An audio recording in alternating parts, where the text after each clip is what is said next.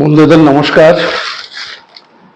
আমি এসআরবি মুক্তি ইউটিউবের পক্ষ থেকে অনেকদিন পর আপনাদের সামনে এসেছি। এর মধ্যে অনেকেই আপনারা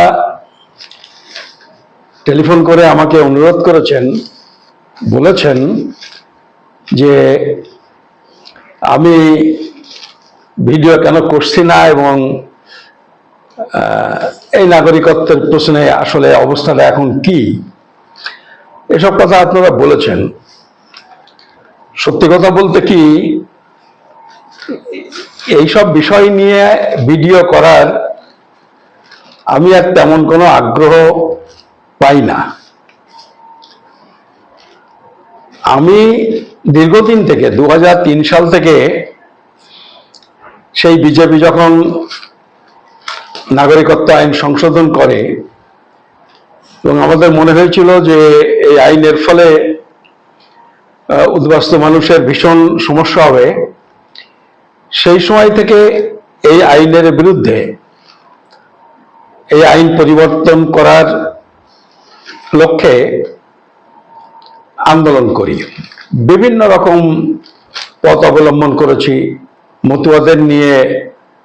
মতুয়াদের সংঘবদ্ধ করে, উদ্বুদ্ধ করে আন্দোলন করেছি। উদ্বাস্তু সংগঠন তৈরি করেও আন্দোলন করেছি। বিভিন্ন পলিটিক্যাল পার্টিকেও বিষয়টা নিয়ে উদ্যোগ নেওয়ার জন্য বলেছি। এরকম নানান রকমের চেষ্টা করেছি। আমি ভিডিও করলে আমি দেখেছি অনেকেই দেখেন, অনেকেই শোনেন, কিন্তু তা সত্ত্বেও বলি যে আমি তো একজন আন্দোলনের কর্মী। একটা সমস্যা হয়েছে উদ্বাস্তুদের নাগরিকত্ব নিয়ে, আমরা আন্দোলন করে সব মানুষের সমস্যাটা মেটানোর জন্য আমরা চেষ্টা করি এবং সেই লক্ষ্যে মানুষকে উদ্বুদ্ধ করার জন্য, মানুষকে আইনের ভয়াবহতা বোঝানোর জন্য এই ভিডিওগুলো করি, যাতে আইনটা সম্পর্কে একটা সাধারণ ধারণা তৈরি হয় এবং মানুষ যাতে আন্দোলনে উদ্বুদ্ধ হন। কিন্তু আমার মনে হয়েছে, আমি পুরোপুরি সঠিক বা বেঠিক কিনা জানি না, পুরো ঠিক না হলো আংশিক সত্য তো বটেই। সেটা হলো যে আপনারা যারা এই ভিডিও দেখেন, শোনেন,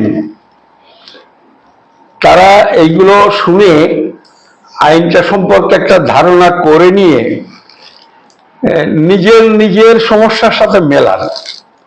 প্রত্যেকের আলাদা আলাদা করে নিজের সমস্যার সাথে মেলান, মিলিয়ে দেখেন যে আপনার কতটা সমস্যা এবং সেইটা কিভাবে এদিক ওদিক করে সেখানে মেটানো যায় অথবা যায় না, এরকম করে ভাবেন। একান্ত নিজস্ব দৃষ্টিভঙ্গি থেকে আপনারা ভাবেন। আমি বেশিরভাগ শ্রোতা দর্শকদের কথা বলছি। বেশিরভাগ মানুষ যারা সমস্যায় আছেন, তারা এইটা ভাবেন না যে সবাই মিলে একটা আন্দোলন করে আইনটা পরিবর্তন করি যাতে সবার সমস্যা মেটে। আর এইটা দেখে, এইটা বুঝতে পেরে বা এইটা অনুভব করে আমি আসলে এই ভিডিও করা, মানুষকে জানানো, বোঝানো, এই ব্যাপারে আগ্রহ হারিয়ে ফেলেছি। তা সত্ত্বেও আজকে সপ্তাহখানেক হলো বারবার অনেকেই টেলিফোন করছেন।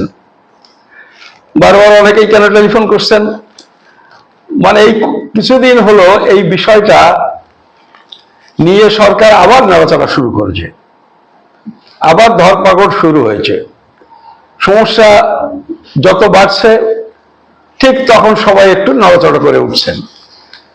আবার গভর্নমেন্ট যদি দুদিন বাদে বিষয়টা নিয়ে আর খুব না এগোন, তাহলে সবাই ওই কোনো রকম করে এদিক ওদিক করে পাশ কাটিয়ে চলে যাওয়ার চেষ্টা করবেন। তো যাই হোক, আজকে সকালবেলায় এই উদ্যোগটা নিলাম এই কারণে, আমিও দেখেছি আপনারাও দেখেছেন, আনন্দবাজার উদ্বাস্তুদের সম্পর্কে সাধারণত কখনো খুব বেশি লেখে না, কিন্তু বেশ কয়েকদিন ধরে প্রতিদিন একটা দুটো করে বড় হেডিং এই উদ্বাস্তু, নাগরিকত্ব, ভোটার ইত্যাদি ইত্যাদি নিয়ে থাকে। আজকের কাগজটা যদি দেখেন, দেখবেন অন্তত 4টে বড় বড় হেডিং আছে আনন্দবাজারে। 4টের মধ্যে একটা সম্পাদকীয়ের একটা বড় প্যারাগ্রাফ। তো এইসবগুলো দেখে আমিও বুঝতে পারছি, আমি যাই ভাবি না কেন, আমি তো আসলে উদ্বাস্তুদের সমস্যার একটা সমাধান হোক, এই সমস্যাটা মিটে যাক, এইটা তো চাই, যে কারণে বসে থাকতে পারি না। সকালে ভাবলাম যাক, সাধ্যমতো দুটো কথা মানুষকে বলি, মানুষ অন্তত ব্যাপারটা, সবাই সবসময় কাগজ পড়েন না, খোঁজ খবর রাখেন না, যোগাযোগ নেই, তারা যাতে এটা বুঝতে পারেন।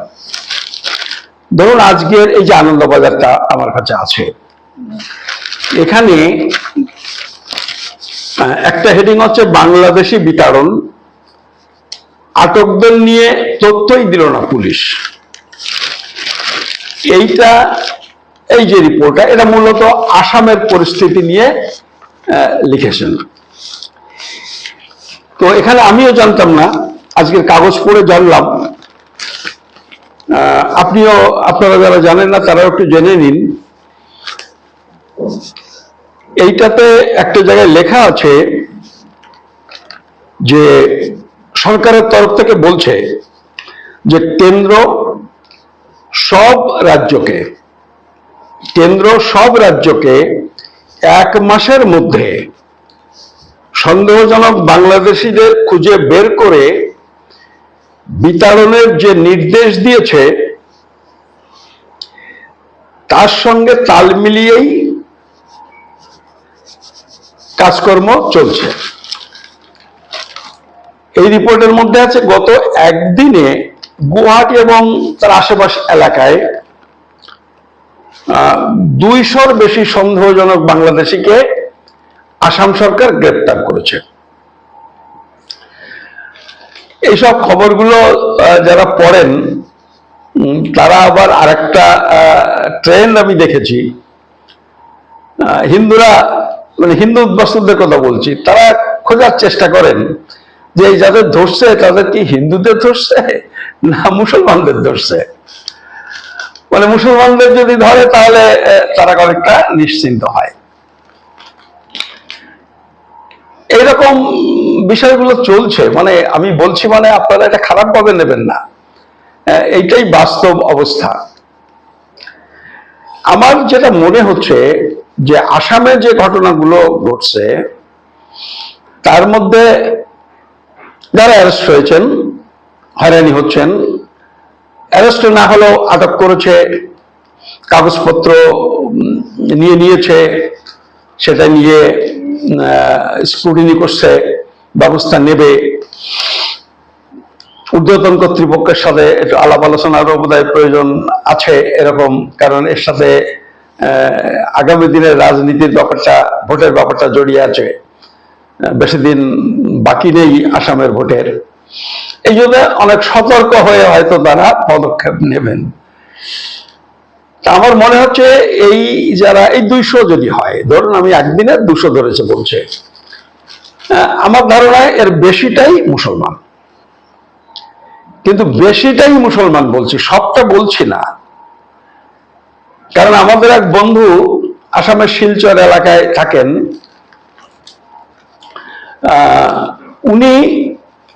উনার ফেসবুক পোস্টে আমি দেখেছি যে ওখানে কিছু হিন্দু অ্যারেস্ট হয়েছেন বা হিন্দুদের বাড়িতে নোটিশ এসছেন,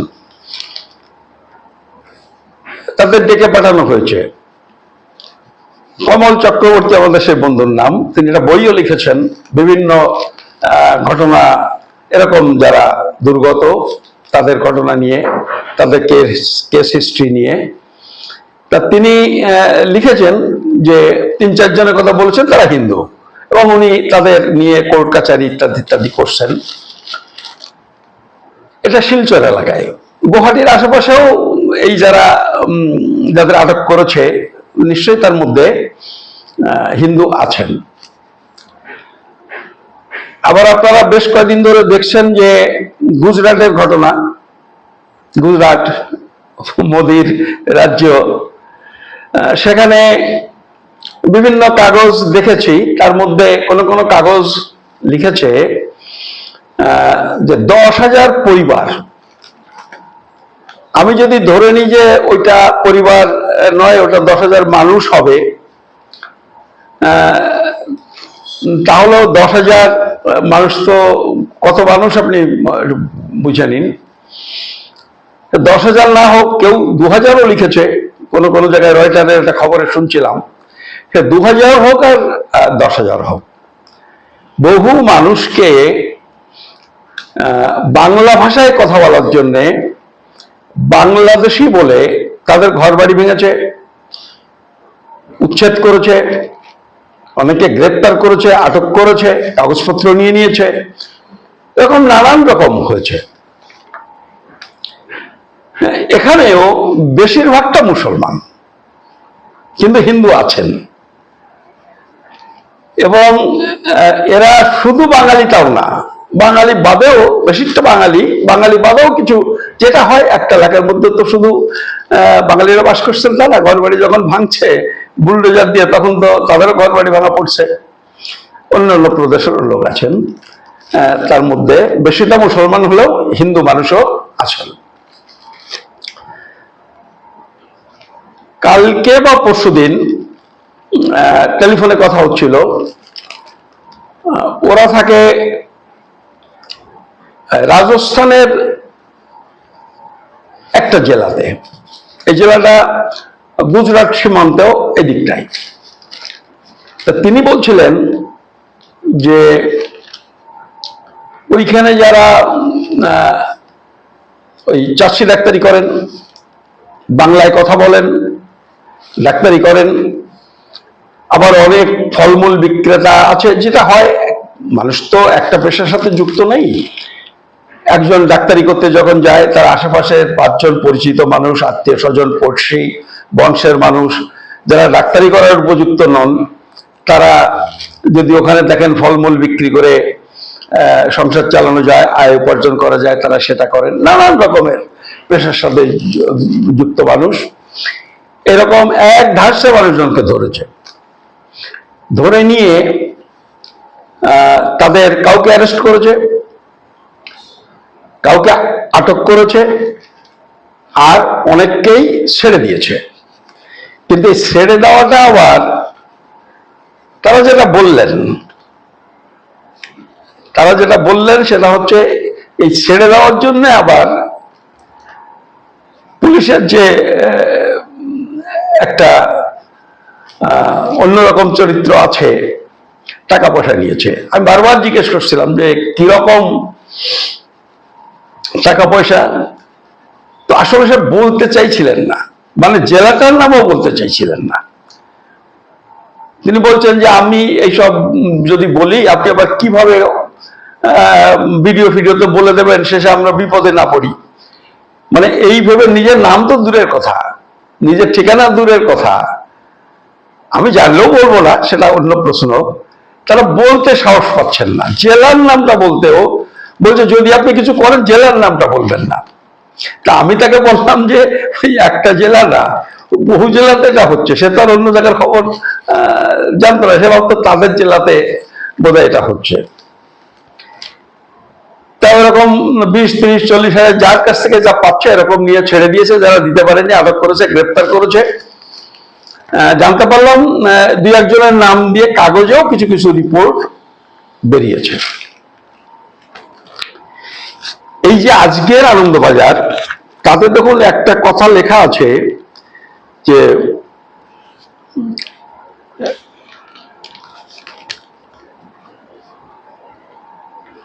সকলের পরিচয়পত্র ও নাগরিকত্ব সংক্রান্ত অন্যান্য নথি দেখা হচ্ছে, গ্রেপ্তার করা হচ্ছে না। এখন ওইগুলো স্ক্রুটিনি হচ্ছে। মানে এটা আসামের ক্ষেত্রে বলেছে, ওরাও কিন্তু যা বললো সেটা তাই, সবাই কাগজপত্র নিয়ে নিয়েছে। এটা আমি পরশুদিনের খবরটা আপনাকে বললাম, এবং ওই ঘটনাটা সপ্তাহখানেক আগে ঘটেছে রাজস্থানের ওই জেলাতে। আমি মাসখানেক আগের, জানি না এর আগে একটা ভিডিও করেছি বা ফেসবুকে আমি লিখেছি, সেটা উত্তরপ্রদেশের ওই যে রেওয়া সাতনা, উত্তরপ্রদেশ সংলগ্ন যে বর্ডার এলাকায় যে জেলা, মধ্যপ্রদেশের জেলা, সেখানে 380 জন ডাক্তারের, যারা 30, 40, 50 বছর ওখানে ডাক্তারি করেন, বাঙালি, তাদের নথিপত্র নিয়ে নিয়েছে, যত কাগজপত্র সেগুলো জমা নিয়েছে। জমা নিয়ে তাদের বলেছে, অ্যারেস্ট করেনি, বলেছে এগুলো আমরা দিল্লিতে পাঠাচ্ছি, তারপরে কি ব্যবস্থা হয় দেখা যাক। আর ইতিমধ্যে গ্রেপ্তার হবে না বলে মাত্র 2 লাখ টাকা করে প্রত্যেকের কাছ থেকে দাবি করা হয়েছে বলে অভিযোগ। আসলে এর মধ্যে দালালও তৈরি হয়ে গেছে। মানে আমি যেটা খবর পেয়েছি, ওই ডাক্তারদের মধ্যে 2-3টে নামও আমি জানি, তারা বলেছেন নাম, আমি এবং সে 2জনকে আমি চিনি, 2 কি 3টে নাম বলেছে, 2-3জনকে আমি চিনি। তারাই এই কালেকশনের দায়িত্বটা নিচ্ছেন বা নিয়েছেন। মানে এরা দালাল তৈরি হয়েছে পুলিশ আর এই ডাক্তারদের মাঝে। এরা 2000 বলছে, 2 লাখ বলছে, পুলিশের সাথে হয়তো অন্য কোনো একটা অ্যামাউন্ট, 1 লাখ 1.5 লাখ কিছু একটা রফা হলে হতে পারে, সেটা অন্য প্রশ্ন। তো এইসব প্রক্রিয়া শুরু হয়েছে আমাদের এখানে।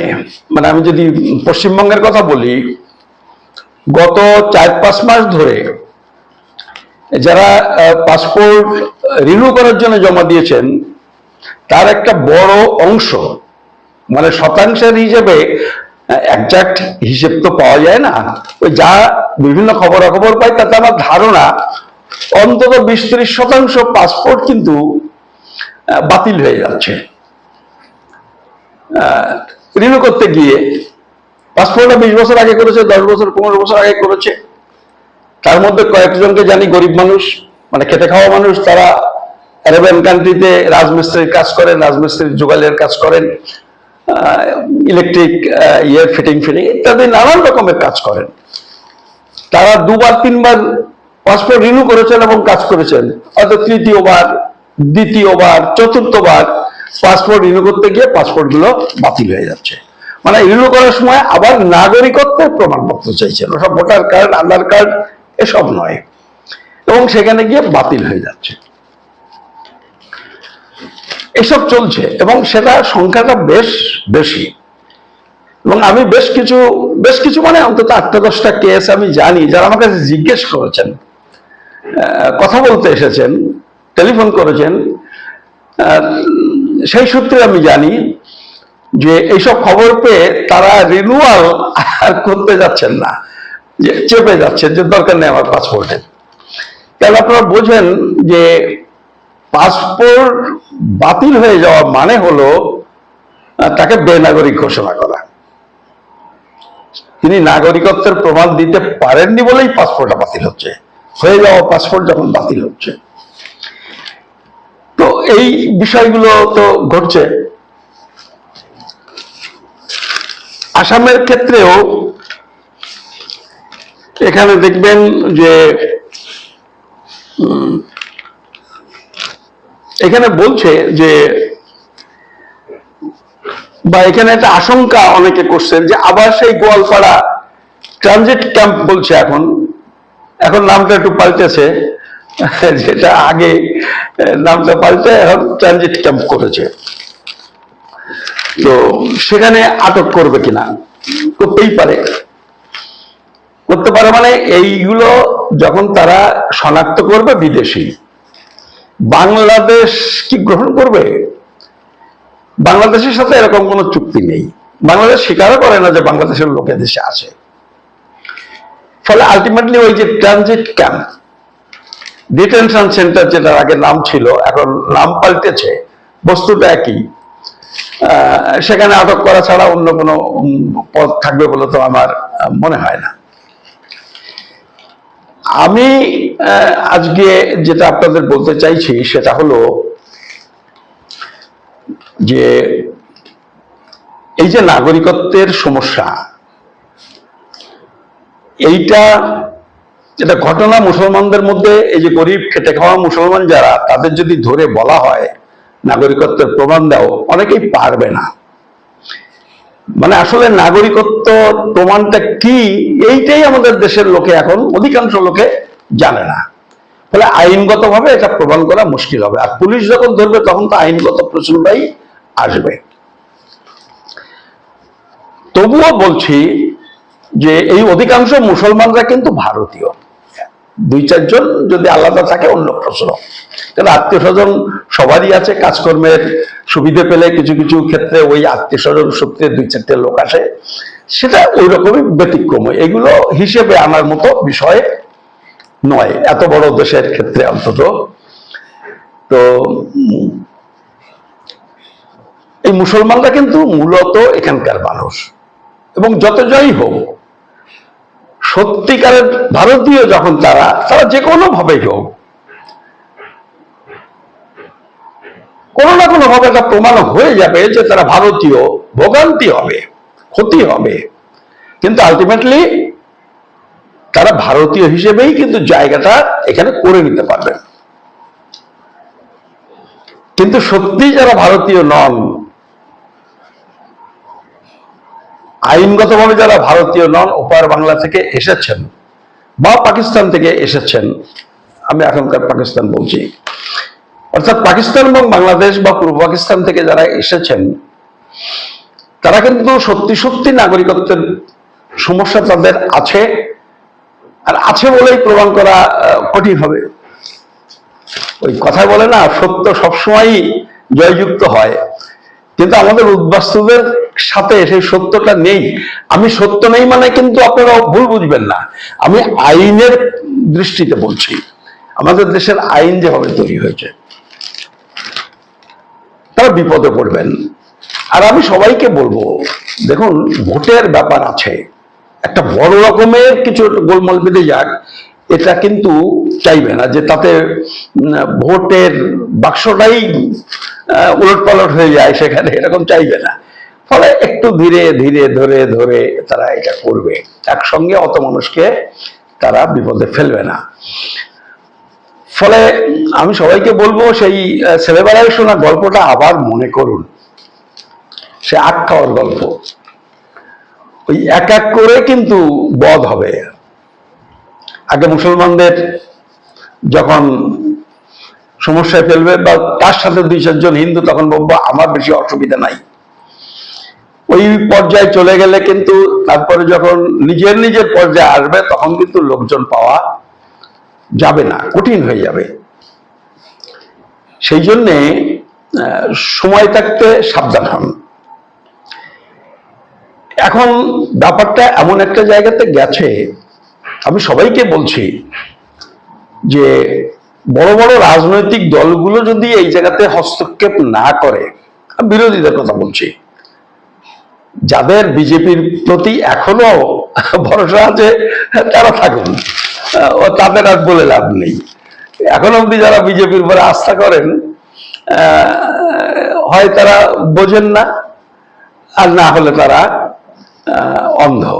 ফলে ওই ক্ষেত্রে আর কথা বলে লাভ নেই। এই বেবোধ বা অন্ধ যারা, তাদের নিয়ে কথা বলে লাভ নেই।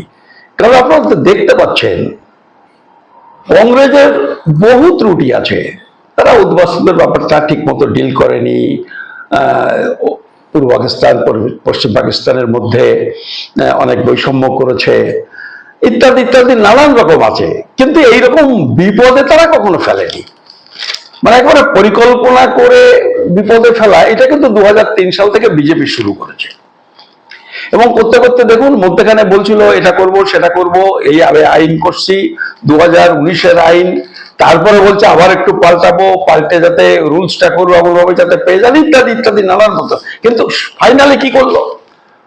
ফাইনালি করলো যেটা এই কাগজেও লিখেছে, এই এই আজকের কাগজে লিখেছে, অ্যারেস্ট করছে কোন আইনে,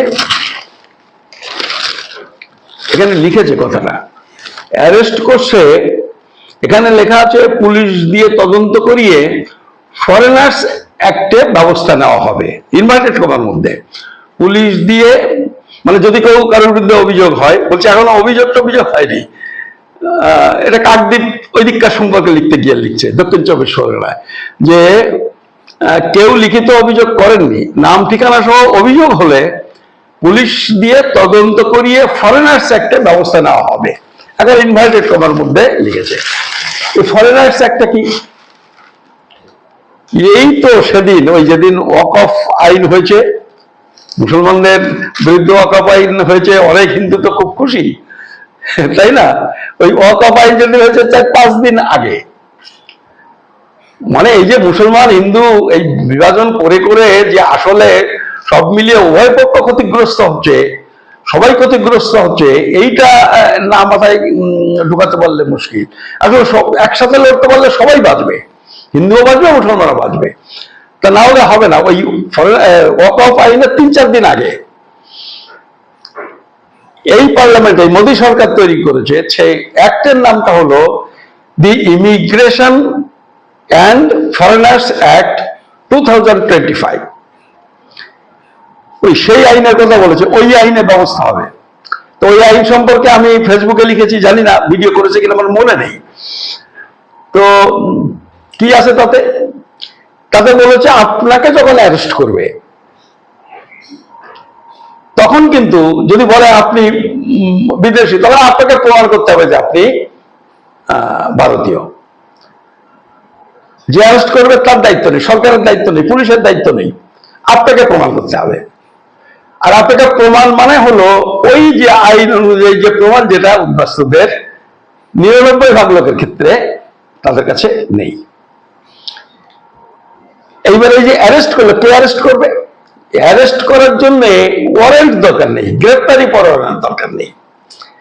একটা পুলিশ হেড কনস্টেবল বা তার উপরের কোন র্যাঙ্কের পুলিশ যে কাউকে যে কোনো সময় যে কোনো জায়গায় কলার ধরে থানায় ঢুকে দিতে পারবে, এবং এই ধরার জন্য কাউকে কৈফিয়ত দিতে হবে না। একটা নিরীহ মানুষকে ধরে নিয়ে গেল, ভারতীয়কে ধরে নিয়ে গেল, তার জন্য কৈফিয়ত দেওয়া লাগবে না, পুলিশের বিরুদ্ধে কোনো ব্যবস্থা নেওয়া যাবে। এই আইনে পরিষ্কার বলে দিয়েছে, এই ফরেনার্স অ্যাক্টে, এই সেদিন তৈরি করেছে। আর যেই প্রমাণ হবে সেই, এর আগে এসব ছিল না, এর শাস্তি শাস্তি বলে দিয়েছে 7 বছর, 5 বছর, 5 লক্ষ টাকা, 10 লক্ষ টাকা জরিমানা, মানে জেল এবং জরিমানা দুটোই, সবটাই ওই আইনে লিখে দিয়েছে। সেটা এই গত মাসেই পাশ হয়েছে। ফলে বিজেপি সম্পর্কে যাদের এখনো কোনো দুর্বলতা আছে, অন্য কোনো কারণে আপনারা রাজনীতি করেন, বিজেপি করেন, অন্য প্রশ্ন, আমি নাগরিকত্বের প্রশ্ন বলছি, তাহলে সেটা সেক্ষেত্রে আর কিছু বলার নেই। ফলে এরকম একটা অবস্থার মধ্যে আমরা আছি। আমি, আপনারা যখন কেউ আর খুব একটা রাস্তায় নামতে চাইছেন না, আপনারা জানেন আমি একটা চেষ্টা করছিলাম যে বিভিন্ন পলিটিক্যাল পার্টি অন্তত একটা মানবিকতার জায়গা থেকে বিষয়টাকে গ্রহণ করুক। ভোট টোটের ব্যাপারটা অত গুরুত্ব নয়, এটা মানবিকতার কারণে অন্তত ইস্যুটাকে গ্রহণ করুক। সেই নিয়ে আমি সিপিএম এর সাথে কথা বলেছিলাম, সিপিএম কে রাজি করিয়েছিলাম। কংগ্রেসের স্টেটের লিডার যারা ছিলেন, ওই প্রদীপ ভট্টাচার্য এবং অন্যান্য, ওই তখন অধীরবাবু ছিলেন, বললেন প্রদীপ দার সাথে কথা বলুন। সে সুজন বাবু, প্রদীপ বাবুকে নিয়ে আমরা রাজি করিয়ে প্রেস করেছিলাম প্রেস ক্লাবে কলকাতার। কিন্তু যাই হোক, শেষ পর্যন্ত কাজটার বেশি এগোয়নি। ইতিমধ্যে মাসখানেক আগে সিপিআই এর কিছু নেতৃস্থানীয় লোকজন যোগাযোগ করেছিলেন, তাদেরও বলেছি, তারা একটা মিটিংও করেছিলেন, সেখানে আমি গেছিলাম।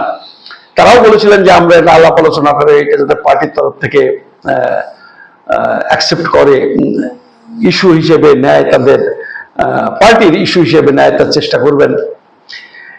কিন্তু কাজটা যে খুব গতি পাচ্ছে তা না। আর এর আগে আমি খার্গে সাহেবের সাথে দেখা করেছিলাম, আপনারা জানেন। এর মধ্যে আবার কংগ্রেসের যখন নেতা পাল্টেছেন, প্রদেশ কংগ্রেস নেতা শুভঙ্কর সরকার হয়েছেন, তার সঙ্গেও গত মাস মানে বলছি এপ্রিল মাসের 11 তারিখে আমি দেখা করেছিলাম। দেখা করে আমি সমস্তটা বুঝে প্রায় 1-1.5 ঘন্টা কথা বলেছিলাম। উনিও খুব মনোযোগ দিয়ে শুনলেন। তো সে জায়গায় যেটা হয়, হিন্দু মুসলমান ওই যে 5টা 3টে দেশ 6টা সম্প্রদায়, কংগ্রেস যারা করে তাদের তো একটা সমস্যা আছে, মুসলিমরা যাতে বিরক্ত না হন ইত্যাদি ইত্যাদি ব্যাপারগুলো। যা সে আলাপ আলোচনা করে শেষ পর্যন্ত একটা জায়গাতে তিনি একমত হলেন। আমি বললাম যে আমরা তো হিন্দু মুসলমান প্রশ্ন আনছি না, আমরা বলছি ভারতে যারা স্থায়ীভাবে বসবাস করে তাদের সবাইকে নাগরিক ঘোষণা করা হোক। এবং লাস্ট অব্দি তিনি বললেন যে এটা তো খুব ভালো জিনিস, মানুষ যখন এখানে স্থায়ীভাবে বসবাস করছেন তাদের এইভাবে কষ্ট না দিয়ে, দুশ্চিন্তার মধ্যে না রেখে এই দাবিতে হিন্দু মুসলমানের প্রশ্ন নেই, হয়ে যাবে। উনি বললেন যে আপনি একটু লিখে টিখে দেন। আমি লিখে পাঠিয়েছি, হোয়াটসঅ্যাপ করেই পাঠিয়েছি, তারপর 2বার টেলিফোনে কথাও বলেছি তার পিএর সঙ্গে। ওনারা বলছেন আমরা ব্যাপারটাকে দেখছি। মানে আমি বলেছি এটা তো স্টেটের ব্যাপার না, এটা নিয়ে হাইকমান্ডের সাথে কথা বলুন, প্রয়োজনে আমাদের হাইকমান্ডের সাথে একবার একটু বসে ব্যাপারটাকে আমরা আর একটু বিস্তারিত বলতে পারবো। উনি বলেছেন আমি চেষ্টা করব, এবং সেটা একটা প্রসেসে আছে। ওই 11 তারিখে কথা বলার পর ওখান থেকে আমি 1টা-1.5টার সময় কথা বলার পরে ওইখান থেকে আমি রওনা দিই, কারণ আমার একটা অ্যাপয়েন্টমেন্ট ছিল 12 তারিখে। ওই কংগ্রেস দলের লোকসভার যিনি মুখ্য সচেতক, চিফ হুইপ, তিনি হচ্ছেন মোহাম্মদ ডাক্তার জাভেদ খান। উনি আসামের এই বিহারের কিষানগঞ্জ থেকে এমপি। উনি এখন লোকসভার মানে বিরোধী দলের, কংগ্রেসের বিরোধী দলের চিফ হুইপ, মুখ্য সচেতক। এবং আমাকে অনেকে বলেছিলেন যে তার সঙ্গে নেহেরু পরিবারের, রাজীব গান্ধীরও খুব ভালো সম্পর্ক। আসলে আমরা বলতে কোনো দ্বিধা নেই, আমাদের এটা মনে হচ্ছে যে আমরা যদি বিষয়টা নিয়ে রাহুল গান্ধীকে ব্যাপারটা বোঝাতে পারতাম। মানে এইটা কেন হচ্ছে এটা হাত গুনিয়ে বলছি তা না, মানে অনেকগুলো যুক্তির ভিত্তিতে বলছি। কারণ এবারে কংগ্রেসের যে ইস্তেহার ছিল, ন্যায়পত্র, তার মধ্যে যে সামাজিক ন্যায়ের যে উল্লেখ আছে, এসবগুলো দেখে মনে হয়েছে যে রাহুল গান্ধী অনেকটা ন্যায়, সত্য, নীতি, নৈতিকতার উপরে নির্ভর করে রাজনীতি করার কথা ভাবছেন। যে ট্র্যাডিশনাল কংগ্রেস থেকে, কংগ্রেসের যে প্রোগ্রাম তার থেকে একটু বেরিয়ে আসার চেষ্টা করছেন। ফলে আমরা তার সঙ্গে একটু যোগাযোগ করার অনেক চেষ্টা করছি, কিন্তু সত্যি কথা কি আমরা যোগাযোগ করতে পারছি না। তো আমরা যখন এইটা পেলাম তখন ওই শুভঙ্কর বাবুর সাথে কথা বলার পরে 12 তারিখ, এটা 11 তারিখ হলো, 12 তারিখে সকালে ওনার বাড়িতে কিষানগঞ্জে উনি আমাকে অ্যাপয়েন্টমেন্ট দিয়েছিলেন। আমরা 3 জন তার বাড়িতে গেলাম, এবং ওই বাড়িতে যাওয়ার পথে সন্ধ্যেবেলায় আমরা ওই মুর্শিদাবাদের যে গোলমাল, ওটা 11 তারিখ সন্ধ্যেবেলার ঘটনা, ওইখানে গিয়ে আটকালাম। অনেক ঝুঁকি নিয়ে প্রথম আমরাই আমাদের গাড়ি নিয়ে আমরা বেরোলাম। পরের দিনও সকালবেলায় এলাম ঘটনা সম্পর্কে একটু খোঁজ খবর নিতে নিতে। আমরা তার সঙ্গে কথা বলেছি। তিনি আমাকে বলেছেন যে তিনি আপ্রাণ চেষ্টা করবেন, এবং এই দাবিতে তিনি সম্পূর্ণ একমত। তিনি বলেছেন আমি আপ্রাণ চেষ্টা করব, সিনসিয়ারলি চেষ্টা করব। তিনি বলেছেন যে চিঠি আমাকে, তিনি ওই সময় চিঠিটা নিলেন না, মনমোহন সিং যে কথা দিয়েছিলেন ওই কাগজটাই শুধু রাখলেন, যে বলেছিলেন যে বাংলাদেশিদের জন্য একটা আলাদা ব্যবস্থা রাখা দরকার। ওই কাগজগুলো আমি সব নিয়ে গেছিলাম। সে 18ই ডিসেম্বর 2003 সালে মনমোহন সিং যে বক্তব্য রাজ্যসভায় বলেছিলেন, তো উনি ওইটার উপর খুব জোর দিলেন। ওইটা আমার কাছ থেকে জেরক্স করে নিলেন, আর আমাকে বললেন যে জুন মাসের লাস্ট উইকে আমাকে একটা চিঠি লিখতে বললেন। বললেন চিঠি লিখে আমাকে পাঠাবেন এবং আমাকে টেলিফোন করে মনে করে দেবেন, আর জুলাই মাসে যখনই সেশন শুরু হবে, মানে বাতল অধিবেশন শুরু হবে সংসদের, তখন বললে দিন 7 টাইম নিয়ে যাবেন, উনি চেষ্টা করবেন। মানে আমি যা চেষ্টা করছি, যেহেতু আপনারা কেউ আর রাস্তায় নামার জন্য সেরকম আসছেন না, যে অন্তত পলিটিক্যাল পার্টিগুলো যদি তাদের কনভিন্স করে একটা তারা তাদের ইস্যু হিসেবে এটাকে গ্রহণ করে। কিন্তু একটা জিনিস বোঝেন তো, যে তারাও তো ভোটের রাজনীতি করে। আপনারা যদি একটু রাস্তায় নামতেন, আমি গ্যারান্টি দিয়ে বলতে পারি এইসব পলিটিক্যাল পার্টি এই ইস্যুটা নিয়ে, এই ইস্যুটা তাদের পার্টির প্রোগ্রাম করে লড়াই করত, এবং তাহলেই একমাত্র এই সমস্যার সমাধান হতে পারত। ফলে আমি এই কথাগুলো বললাম এগুলো আপনারা একটু ভাবুন। কিছু লোক রাস্তায় না নামলে কোনো পলিটিক্যাল পার্টি এইটাকে গুরুত্ব দিয়ে ধরবে না, কারণ যে ভালো মানুষ হোক আর মন্দ মানুষ হোক, রাজনীতিটা তো ভোটের রাজনীতি। ভোটের ব্যাপারটা হিসাবে না রেখে কেউ এটা করবেন না। কিন্তু আমি আপনাদের বলছি যে এই ইস্যুতে প্রত্যেকটা রাজনৈতিক দল এক্সেপ্ট বিজেপি, তারা কিন্তু উদ্বাস্তুদের সমস্যাটা সমাধান করার পক্ষে। এই যে একটা অনুকূল পরিবেশ পরিস্থিতি, এইটাকে ম্যাটেরিয়ালাইজ করা, বাস্তবায়িত করার জন্য যেটুকু করা, সেইটুকু উদ্বাস্তুদের করা দরকার, সেইটুকু ভয়েস অন্তত তোলা দরকার। আপনাদের কাছে আমার আজকেও বিনীত নিবেদন যে আপনারা বিভিন্নভাবে, যে কোনোভাবেও, যে আপনারা এই ইস্যুটা নিয়ে ভাবেন, এই ইস্যুটা সমাধান হোক, এই প্রকাশটা অন্তত রাজনৈতিক মহলে, রাজনৈতিক পরিবেশের মধ্যে এটা ঘোরাঘুরি করে, যাতে তার ব্যবস্থা করুন, যাতে বোঝে রাজনৈতিক নেতারা যে না, এটা ইস্যুটা একটা খুব জটিল ইস্যু এবং অত্যন্ত সেন্সিটিভ ইস্যু।